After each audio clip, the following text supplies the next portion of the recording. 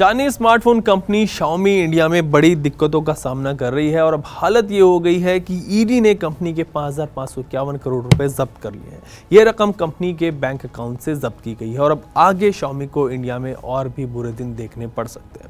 आपको याद ही होगा कि पिछले साल दिसंबर में एनफोर्समेंट डायरेक्टरेट यानी कि ईडी ने कई स्टेट्स में Xiaomi के ऑफिसेस पर रेड की थी, छापा मारा था और अभी इसी महीने इसी मैटर में कंपनी के farmer India head Manu Jain को ईडी ने पूछताछ के लिए बुलाया था। मनु से Xiaomi इंडिया के काम को लेकर, इंटरनेशनल फंडिंग्स को लेकर और दूसरे इश्यूज पर पूछताछ की गई थी।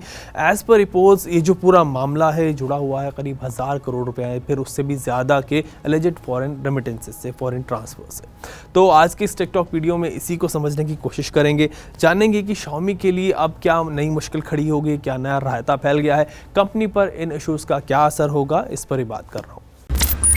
ईडी यानी कि इन्फोर्समेंट डायरेक्टरेट ने आज Xiaomi technology India private limited के बैंक अकाउंट से 5,551 करोड़ रुपए जब्त कर लिए।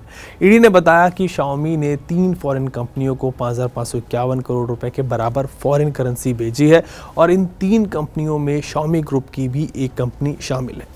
ऐसे एलिगेशंस भी Xiaomi पर लगे हैं कि Xiaomi पूरी तरह से भारत में बने अपने मोबाइल फ़ोन्स और दूसरे प्रोडक्ट भारत में भारतीय मैन्युफैक्चरर्स से ख़रीदती है और इन तीनों कंपनियों से Xiaomi ने कोई भी सर्विस नहीं ली है, लेकिन फिर भी इन 3 कंपनियों को इतना बड़ा अमाउंट जो है वो Xiaomi ने ट्रांसफ़र किया है। Xiaomi पर ये भी एलिगेशंस लगे हैं कि कंपनी ने अमाउंट ट्रांसफ़र करते हुए बैंक्स को मिसलीडिंग इन्फॉर्मेशन दी है। So it's getting very serious for Xiaomi in India और आगे जो पूरा मामला है, पूरा इशू है, ये और भी बड़ा बन सकता है।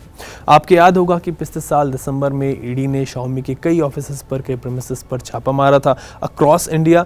तब रिपोर्ट्स में कहा गया था कि ईडी को इन्फॉर्मेशन मिली है कि चाइनीज़ कंपनियां जो है वो इंडिया में टैक्स चोरी कर रही हैं, टैक्स नहीं चुका रही हैं, इसके अंदर कुछ हेरा फेरी कर रही हैं। ये रेड जो थी Xiaomi के साथ साथ चाइनीज़ कंपनी ओप्पो के ऑफिसेस पर भी थी। अक्रॉस द कंट्री 25 से ज़्यादा शहरों में रेड हुई थी। एज पर रिपोर्ट्स Xiaomi पर 3 साल में करीब 653 करोड़ रुपए की कस्टम ड्यूटी चुराने का आरोप लगा था उस वक्त और DRI यानी कि डायरेक्टरेट ऑफ रेवेन्यू इंटेलिजेंस ने कंपनी को इस पर एक नोटिस भी भेजा था। ऐसे एलिगेशंस भी थे कि Xiaomi अपने प्रोडक्ट्स की जो रॉयल्टी और लाइसेंस फीस की पेमेंट क्वालकॉम को और चाइना में अपनी फर्म को करती है, उसे Xiaomi इंडिया में अपनी ट्रांजैक्शंस में उसको नहीं दिखाया है।